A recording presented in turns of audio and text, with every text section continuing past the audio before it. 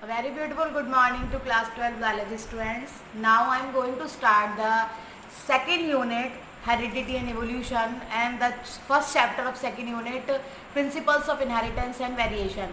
So I am in front of you because this is my favorite unit, and I am going to teach you this unit with a very big amount of energy. So we are going to discuss the father of genetics, the father of heredity, the father of modern heredity, Gregor John Mendel. Gregor John Mendel की अगर बात करें, उनका जो birth place है वो Austria है. 1822 में वहाँ उनका जन्म हुआ था. एक बहुत नॉर्मल फैमिली थी. उनका जो प्रोफेशनल वर्क था, actually they were the priest in the church. Priest की तरह काम करते थे उनके जो फादर थे चर्च में. And they have a large field to do the farming also. Farming भी करते थे वो वहाँ पर, क्योंकि बहुत ज़्यादा अच्छी फाइनेंशियल कंडीशंस नहीं थी. तो स्टार्टिंग का जो उनका ड्यूरेशन था, उनकी सारी पढ़ाई थी, वो काफ़ी रूरल एरिया में रही. बट हमें मालूम है, if we have the energy to do something, अगर हमारे पास कुछ है, हमारे पास टैलेंट है करने के लिए, then there is any angel which give us help to do whatever we want to do. तो ऐसे ही उनकी स्कूल में एक उनके मास्टर थे, उनके टीचर थे, उन्होंने बहुत हेल्प करी उनकी आगे बढ़ने के लिए, और सीनियर सेकेंडरी में उनको एडमिशन दिलाया, और वहाँ पर उन्होंने अपना एडमिशन लिया. 1840 के आसपास उन्होंने अपनी ग्रेजुएशन कंप्लीट करी. फिर उन्होंने साइकोलॉजी पर अपनी डिग्री ली, फिज़िक्स में, मैथ्स में बहुत सारी डिग्रीज ली उन्होंने. इतना सब कुछ करने के बाद में, क्योंकि ये मैं तो आपको स्टोरी सुना रही हूँ, वो मेरे टीचर ने मुझे सुनाई थी, वही मैं स्टोरी सुना रही हूँ आपको. उनके मन में, क्योंकि फील्डिंग, गार्डनिंग का काम, फार्मिंग का काम बहुत होता था उनके यहाँ, तो वो देखते थे how these characters are transmitted from one generation to another. ये जो करेक्टर होते हैं प्लांट्स में, ये कैसे एक जनरेशन से दूसरे जनरेशन में ट्रांसफर होते हैं. Some are similar to their parents, but some have variation, some are not similar to their parents. So how it is possible? So there is a query in his mind that how all these processes are going on. कैसे ये सारी processing हो रही है. So it means उनके दिमाग में था that I have to do the research on this term heredity, कि ये करेक्टर कैसे आगे ट्रांसफ़र हो रहे हैं एक जनरेशन से दूसरी जनरेशन में. तो इसके लिए उन्होंने अपने फादर से परमिशन मांगी. हमें मालूम है, जब भी हमें कोई रिसर्च एक्सपेरिमेंट करना होता है, then we require a large amount of money. हमें बहुत पैसे की भी ज़रूरत होती है. तो basically father denied that we have not the good financial condition, that's why you can not do this.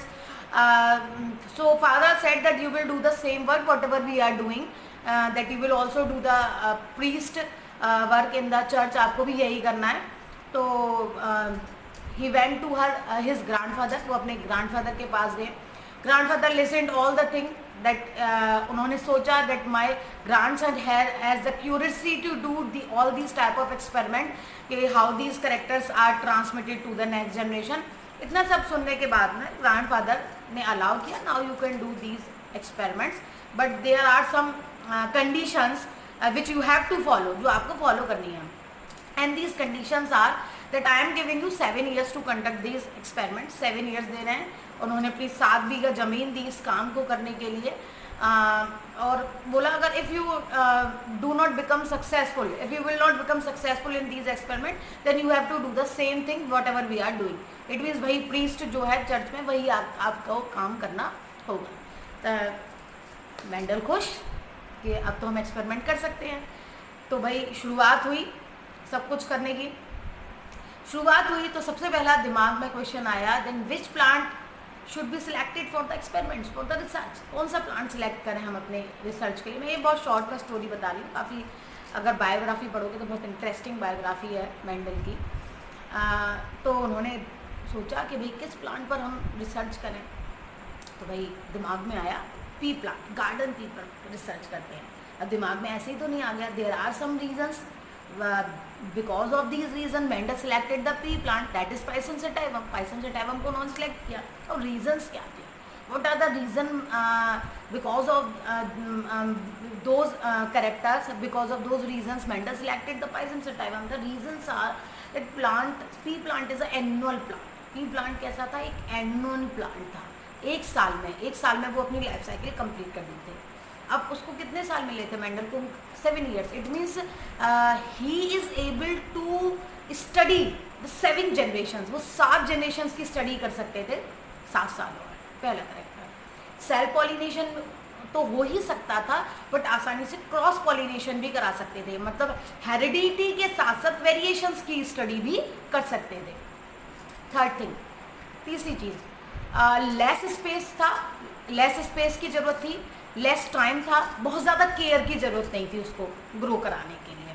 And the most important feature is that plant has 7 pairs of contrasting character. Plant में क्या थे? 7 pair से contrasting character के. आपने देखा 7 कितनी बार आया, ठीक है. 7 years, 7 बीघा जमीन थी उनके ग्रैंडफादर ने, और साथ साथ में क्या कि भाई 7 pairs of contrasting character. 7 pairs means हमें मतलब उनको ऐसे कैरेक्टर मिले जहाँ पर एक ही कैरेक्टर की 2 फॉर्म्स थी. ऐसे 7 pairs उनको मिले कैरेक्टर के पी प्लांट में. तो सारी चीज़ें फेवरेबल थी. तो भाई एक्सपेरिमेंट बहुत अच्छे से होने वाला था, रिसर्च बहुत अच्छे से चलने वाली थी. अभी मैं आपको लॉज बताऊंगी जो बेस्ड हैं, लेकिन उसके साथ साथ एक और बात बताती हूँ. Because the laws of the Mendel are dependent on the mathematical expressions. That's why it was considered as the drawback of Mendel's law. Mendel's law के ड्रॉबैक की तरह उसको माना गया कि भाई आप बायोलॉजी के एक्सपेरिमेंट्स को, रिसर्च को शो करने के लिए आप मैथमेटिकल एक्सप्रेशंस को शो कर रहे हो, यूज कर रहे हो. How is it possible? तो ड्रॉबैक्स रहे. जब तक मेंडल जिंदा रहे उनके काम को नहीं सराहा गया, इतना ज़्यादा कंसीडर नहीं किया. बट आफ्टर हिज डेथ, उनकी डेथ के कई सालों बाद जब रिसर्च फिर दोबारा से कंटिन्यू हुई उनके वर्क पर, then it was considered that their laws were very perfect according to the fact के अकॉर्डिंग है वो सारे लॉज. तो after his death the family got the Nobel Prize and he was considered as a father of genetics, father of heredity, father of modern heredity उनको बोला गया. तो अब हम स्टार्ट करने वाले हैं हेरिडिटी एंड वेरिएशंस के बारे में, जिसमें हम सबसे पहला टॉपिक पढ़ने वाले हैं मेंडल्स लॉ. सो चलिए, now we are going to start the Mendel's law. So before starting the Mendel's law, I am going to tell you some terms which are related to the Mendel's law. Actually, as we know that there are 3 components, chromosome,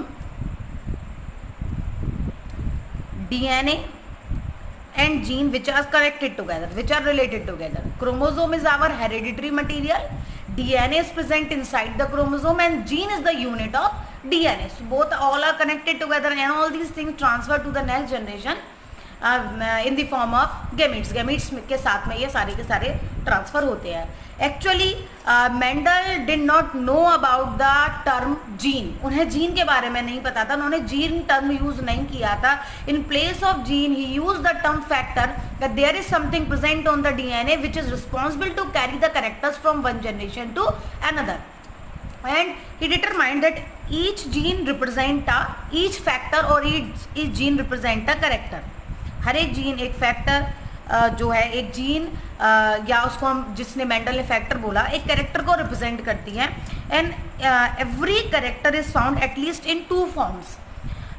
Suppose these forms are A and B and these 2 forms of one character is known as allele. ये जो एक character की 2 forms होती हैं उनको हम क्या बोलते हैं? एलेल बोलते हैं. सपोज अगर मैं मेंडल से ही कई सीधे एग्जाम्पल लेकर चलूँ, द कैरेक्टर इज हाइट. जो जीन है हाइट की, वो 2 फॉर्म्स में मिलती है. That one form is tall and another is dwarf. One form is tall and another is dwarf. So if we take these 2 forms, अगर हम इन दोनों फॉर्म्स को लें तो हम, अगर हमसे पूछा जाए व्हाट इज एलेल, तो हम क्या कहेंगे? Tall and dwarf are the alleles of gene height. Tall और ड्वार्फ किस जीन के एलेल हैं? हाइट के एलेल हैं. Out of these 2 forms, one is dominant and another is recessive. So in this case, the dominant is tall while the recessive is dwarf. इस case में tall क्या है? dominant है. dwarf क्या है? recessive है. अगर मैं यहाँ पर डिस्कस करूँ what is dominant and what is recessive, the form of gene which represent itself in all conditions, in homozygous or in heterozygous. अगर we all know that chromosome are present in pair as well as the gene also present in pair. If the both genes are of tall, अगर दोनों gene tall की हैं, then it means it represent itself, अपने आप को tall form में represent करेगा. और if one gene is of tall and another is of dwarf, then that time also tall represent itself. अगर एक डोमिनेंट की जीन है, एक रिसेसिव की जीन है, तब भी अपने आप को कौन शो करता है? Dominant. It means the form of the gene which represent itself in all conditions, this is known as dominant form. Or if the form of any gene represent itself only in the homozygous condition, this is known as recessive form. उसको हम क्या कहते हैं? recessive form होते हैं. Now there is a method by which we can represent these dominant and recessive characters. The dominant character is represented by the first letter of character, जो character है उसके फर्स्ट लेटर से represent करते हैं, that is capital T and capital T. Tall का first letter क्या है? T. And it is dominant, that's why it is represented in the capital letter.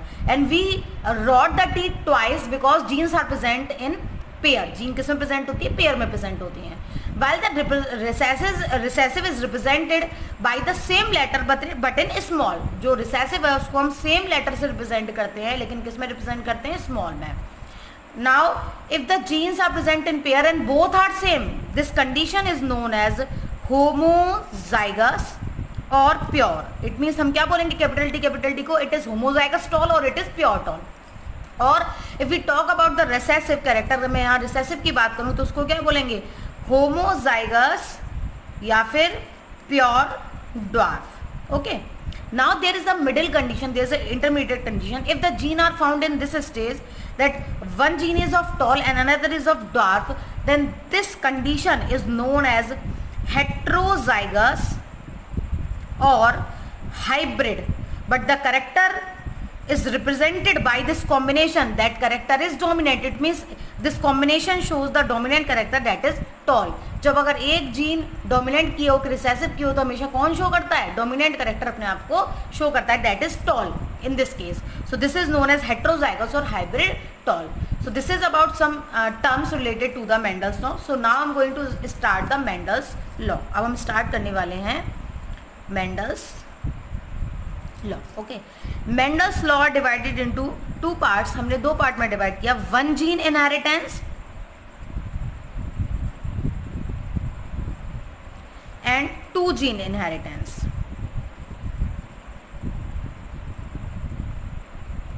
One gene inheritance, it is also known as monohybrid cross or it is also known as dihybrid cross. Same thing is there. In one gene inheritance, Mendel has taken only one character.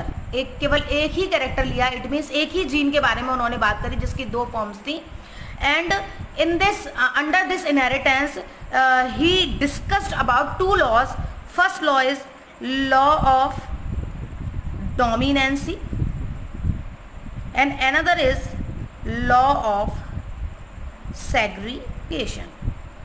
And in two gene inheritance, in which he has discussed about the two genes, it means about the four forms. This is known as dihybrid inheritance, dihybrid cross. And under this inheritance he discussed the third law. उन्होंने third law को discuss किया, that is law of independent assortment. So I am going to discuss the first two laws today. मैं यहाँ पर दो laws के बारे में बात करना चाहूँगी आज. First law of Mendel is law of dominancy. कभी आप देखोगे तो लॉ ऑफ डोमिनेंसी और सेग्रीगेशन साथ में भी दे दिए जाते हैं, जिनको लॉ ऑफ सेग्रीगेशन के नाम से ही जानते हैं, बट मैं सेपरेट आपको बता रही हूँ. ठीक है. First law is law of dominancy. In this inheritance he has taken the character of, he has taken the gene of height. उन्होंने कौन सा कैरेक्टर चूज किया? हाइट, जिसकी दो फॉर्म्स थी, टॉल एंड ड्वार्फ, और उनके बीच में उन्होंने हाइब्रिडाइजेशन कराया, क्रॉस कराया. He has taken one plant tall and another is dwarf. So whenever you are writing these genes, जब भी आप इन जीन्स को लिख रहे हो, you will write what they are representing, क्या ये रिप्रेजेंट कर रही हैं. So this is representing the homozygous या फिर आप कह सकते हो pure tall, and this is representing the homozygous या फिर आप कह सकते हो प्योर ड्वार्फ. ओके.